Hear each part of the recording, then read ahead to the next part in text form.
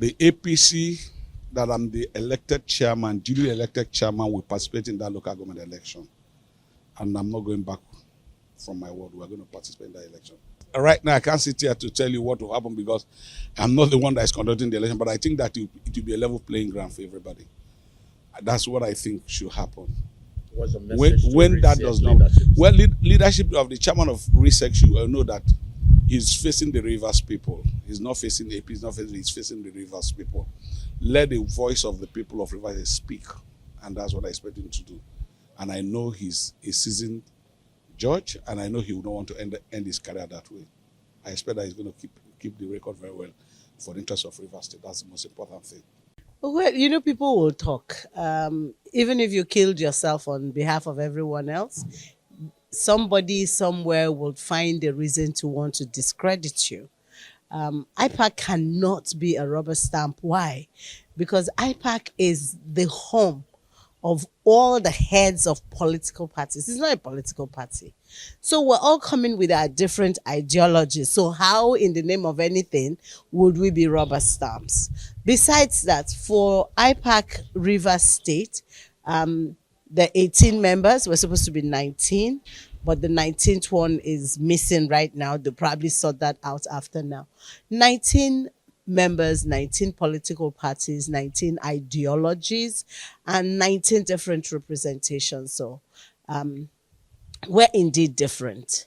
We are not rubber stamping anybody, not even in the mood to rubber stamp anybody. However, if somebody is doing well, we cannot, for the sake of pleasing a sadist, now say, oh, the person is not doing well. If that's what is going to make us different from being rubber stamp, I guess some of us won't fall in there because we will be true to ourselves.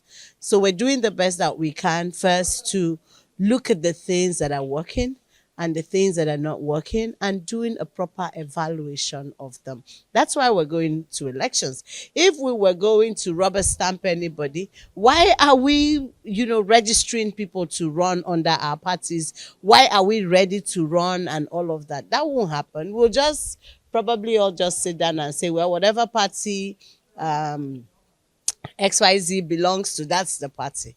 But that's not what we're doing. We're registering people. We're doing electoral education.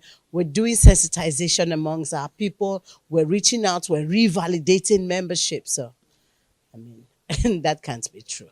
Okay. Okay, so this is my take. RISEC, be as honest as you have already told us. You have told us that we're going to have elections, honest elections, and we're looking forward to it. You have said we're going to have a non-violent experience. We're all looking forward to that. You have told us that we're going to have smooth run, right? Now, about one party taking everything, it would be absolutely impossible in this scenario. Why?